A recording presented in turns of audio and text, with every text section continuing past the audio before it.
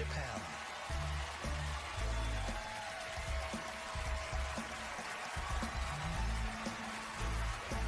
Thank you. Oh boy, I'm very nervous. No pressure.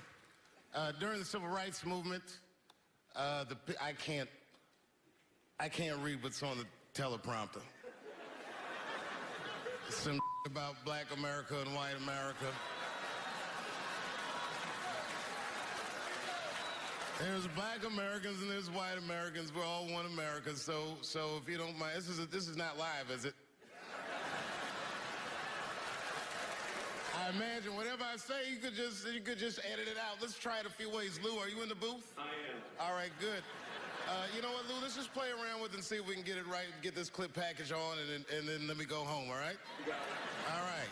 Ready. All right, count me in. 5, 4, 3, 2, 1. Wu-Tang. I'm just with you, Lou. Let's do it again. We're gonna do it again. We'll get it right. Here we go, Dave. 5, 4, 3, 2. You know, when I was a comedian starting out in Washington, D.C., right here in this city, 1988, I'll never forget this. It was a comedy club owner that banned profanity from his comedy club. He said it offended his audience, and this was a cause of major concern for all the comedians in the circuit. And we all called a meeting, and we had the owners come, and it was the club owners, and it was the comedians. It was the classic labor dispute. The club owners laid out their case. There cannot be profanity in these clubs because that offends people. And there's a comedian who's still a good friend of mine to this day. He lives right here in Washington, D.C. He stood up and he said, he's black, I should tell you, because it's important to the story. He says, I use profanity because I live a profane lifestyle. He says, I don't have an insect infestation in my house. I have roaches.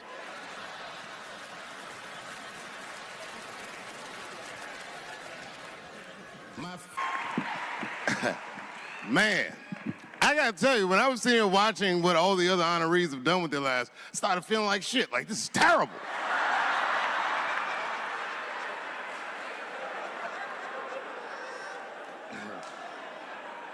And then Bobo brought me up and started out good with that Ali picture, and then it just, whew. But that coloring book that was in the picture, I know the Ali's are here, that coloring book, my mother has it. And Champ, he signed it. You know, the greatest, he signed Muhammad Ali. And his sparring partner was there that day. And his sparring partner signed it, said the next heavyweight champion of the world, Larry Holmes. And he was. And 2-year-old Dave Chappelle colored all in that shit and just ruined the book.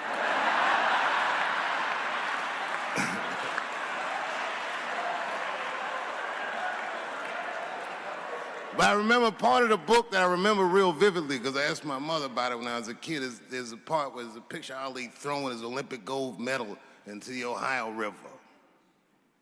That's why it's so weird for me being here. You know, both my parents were very brilliant. My dad went to Brown in 1955. That's right. He told me at the time he was one of 3 black students. He said one of the guys got accused of a rape that he probably didn't commit. And the other guy killed himself, and Dad said, and I left. And see, that's what makes us Chappelle's great. We know when to quit.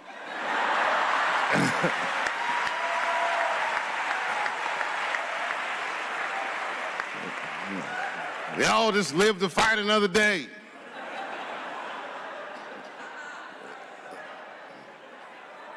I gotta say, I'm very honored to be here, and I'm very honored to be here with the other honorees. Really, I'm like very humbled by you all, the work that you do, and you all make me want to be better. All of you.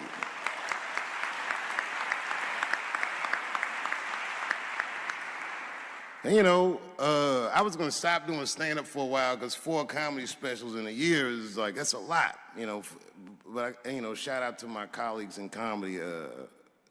I just want to say that in a way, this for me belongs to my mother primarily, who was an African-American studies professor, and a lot of the content that I say, she raised me well. I'm not an uninformed person. But also, my colleagues in comedy, like comedians have been getting beat up pretty bad recently, and we're somehow nowadays expected to speak with the precision of attorneys or politicians. We are not. I always think of James Baldwin. James Baldwin was one of my favorite writers because he managed to tell white people what they feel like to be around.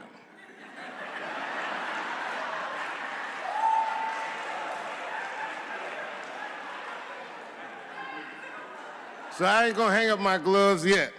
I think I got one more special in me. So to quote Baldwin, God gave Noah the rainbow sign. There's no more water, it's the fire next time. Thank you very much. Boy, comes as a complete surprise.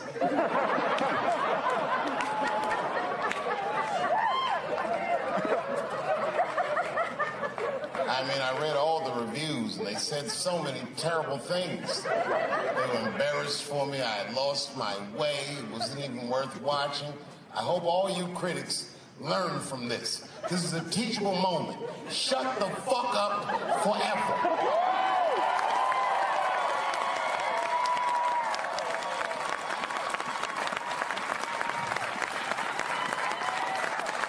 Two in a night. These aren't them. These are the ones I want for the other ones, motherfucker. I would like to thank my editor who was nominated. Unfortunately, he did not win, but I couldn't have been more honored to work with Jeff Urin.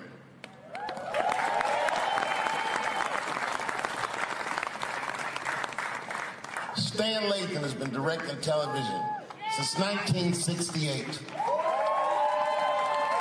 Any show that I watched when I was growing up, he directed it.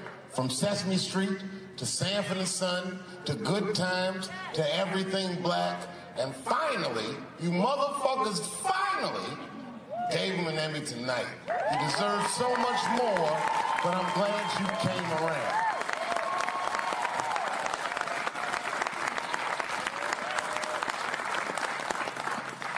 I'd like to shout out all the other nominees tonight. Tiffany Haddish and Patton Oswalt and Hannah Gatsby and Brother Mulaney. You guys are an inspiration to me, and I'm honored to be nominated with you. I'm sorry that you didn't win tonight, but who gives a fuck anyway? It's a special night because comedy gets to be itself. It's all we've ever wanted. I hope the war is over. We good? And as always, I love to thank my wife, Elaine.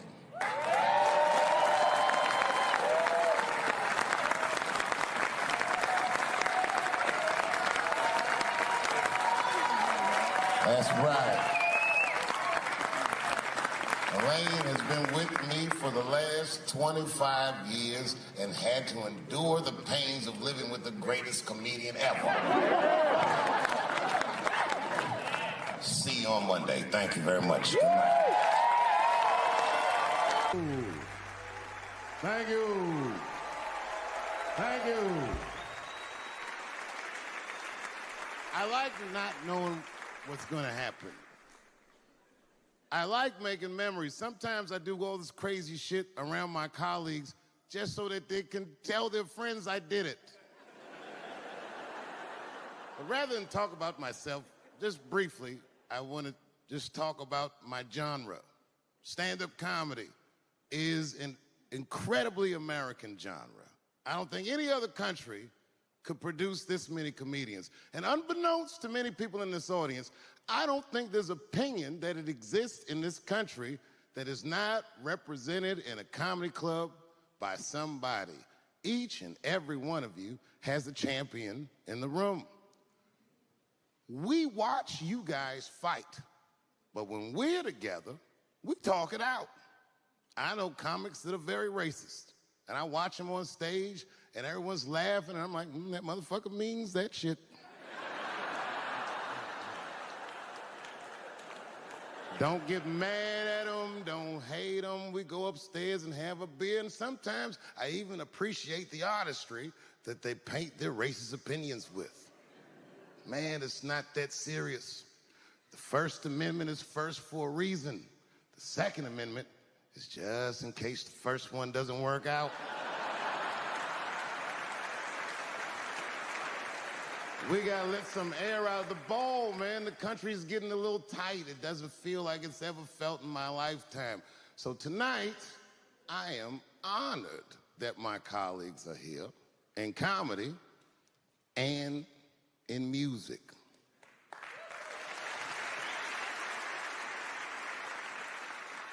And I want everyone in America right now to look at me. Look at me smoking indoors. I didn't ask anybody. I just did it. What are they gonna do? Kick me out before I get the prize?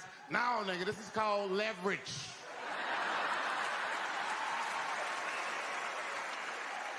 The thing that I liked best about tonight was that I saw so many people from different parts of my life, like friends that I grew up with here in D.C., friends of mine from Ohio then and now, friends of mine from comedy clubs, all the fucking musicians that blew my mind. You guys have no idea how you inspired me.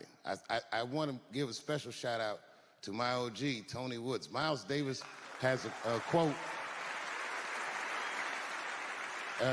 It's one of my favorite. Miles Davis said so much cool shit, but one of the things he said I always loved, he said, it took me years to learn how to play like myself.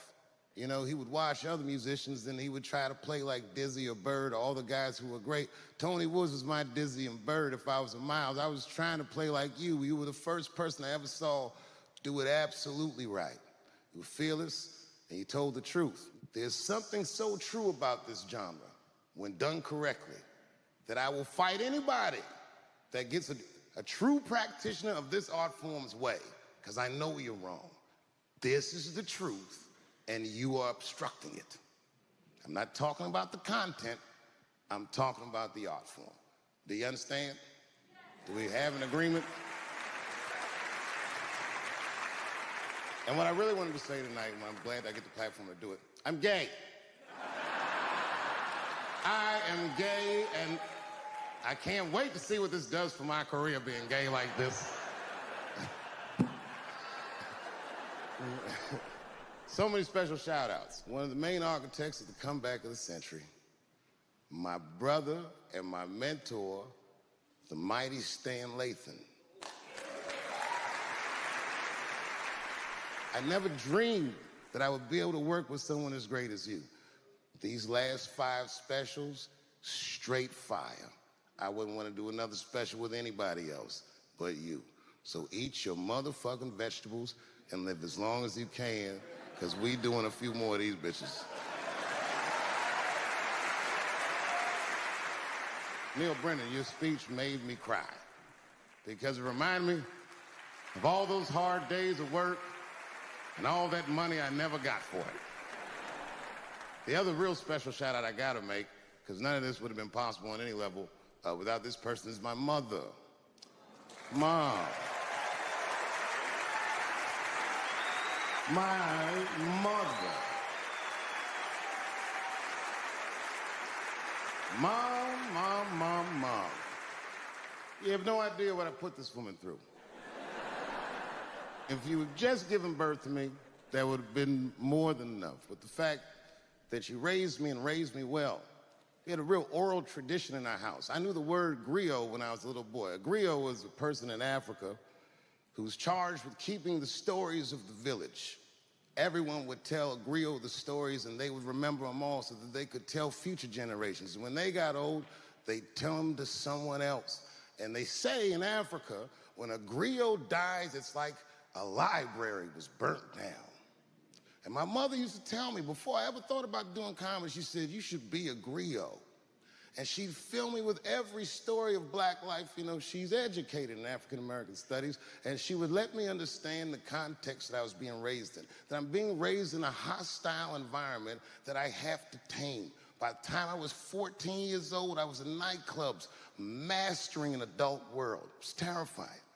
The crack epidemic was going on and my mother would hear gunshots outside and be scared to death, maybe it's my son. But early in my career, if you remember, Mom, you used to sit in the club with me. She'd do a full day of work. You'd be back there falling asleep, just waiting for me to go on. She would watch my show every night. Do you know how long that car ride is home?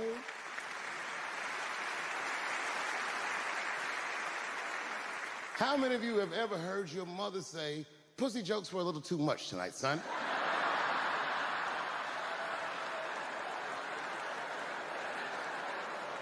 I was a soft kid. I was sensitive, I'd cry easily, and I would be scared to fist fight. And my mother used to tell me this thing, I don't even know if you remember, but you said this to me more than once. You said, son, sometimes you have to be a lion so you can be the lamb you really are. I talk this shit like a lion. I'm not afraid of any of you. When it comes word to word, I will gab with the best of them, just so I can chill and be me. And that's why I love my art form, because I understand every practitioner of it. Whether I agree with them or not, I know where they're coming from. They want to be heard. They got something to say. There's something they notice. They just want to be understood. Love this genre. It saved my life. So tonight, Mom, I would like to honor you in a very special way that I cannot do on my own. But because now I'm a man with great and influential friends, I'd like to ask my man Thundercat to come out on the stage. Thundercat, the Mighty Most Def. Washington, D.C., thank you very much for giving me a home and a place to start. Today is officially Dave Chappelle Day in Washington, D.C. The mayor declared it last night. So, in the future, on Dave Chappelle Day, I ask everyone who wishes to celebrate it to make one incredible memory for themselves and or somebody else. Thank you very much. Good night. Thank you. You know, I speak for a living, and I'm a little nervous today. I wanted to say thank you, Mr. President, and thank you, Bishop Green, and thank everyone at Allen University for hosting me today, because it feels special, right? When I think of this great-grandfather that I've heard about in my life, but never actually touched his legacy. So it's like the product of his loins coming to meet the product of his work. And it's an important day for me personally. And I know a lot of you guys are students, and I just want to tell you I'm the first person in my family to not go to college. And as the president has told you, I've done outstanding in spite of that.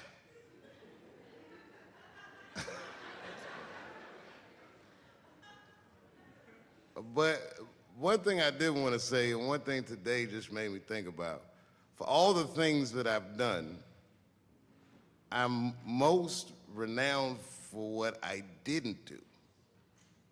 I've made decisions in my career that a lot of people have called insane. 2004, had a $50 million deal on the table, and in a crisis of conscience, flipped the table over and walked away. Went to South Africa. Everyone said I was running away from the money. That is not true. In fact, I still want that money.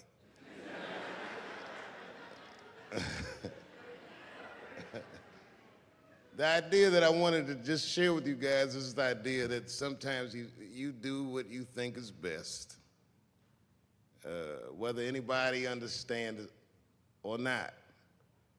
I heard a story about my father where someone told me he used to do statistics for a company in D.C. The company he did statistics for started doing business with the South African government, so he quit his job. It's caused a lot of problems between him and his wife. It's hard for a man when he can't provide for his family the way he wants to, and he suffered through it. And a generation later, when I had my crisis of conscience, I was able to go to a free South Africa and get away from the heat. This idea that what you do in your lifetime informs the generations that comes after you is something I keep thinking about, something that is so much bigger than just ourselves. And today I'm standing in front of you guys, and I know you guys are like, oh, I know you're bored. but I see family of mine in the front row some who I've never met, and I just realize how all of us are connected. That my great-grandfather built something more substantial than buildings. He built a community, and he built, more importantly than a community, he built a way. You know, so I'm very grateful. Very grateful. Hello, police. I just saw him standing there, you know what I mean? He's standing over like, so this is what black people talk about.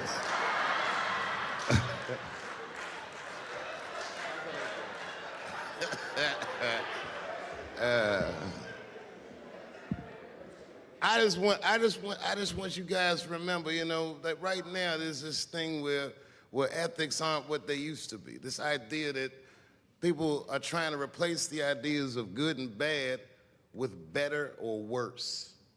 And that is incorrect.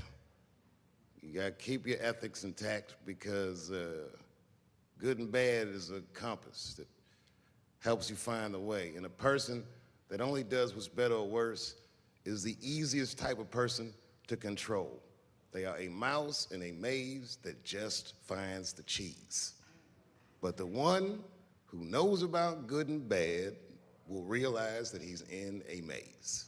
So, that being said, I just hope that all of you guys transcend whatever you see as your obstacles, and that you live outstanding lives, and that you stay connected to your communities because you have so much power there, and that you grow your communities and you diversify your communities, and that you don't let anybody tell you you can't or to be afraid. It's okay to be afraid because you can't be brave or courageous without fear.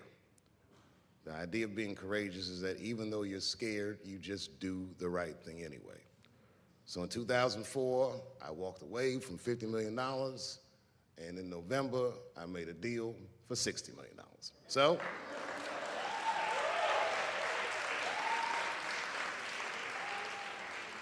although I am not the most famous comedian of my time, I would like to know what their great-grandfathers did. I'm very proud today. Thank you very much.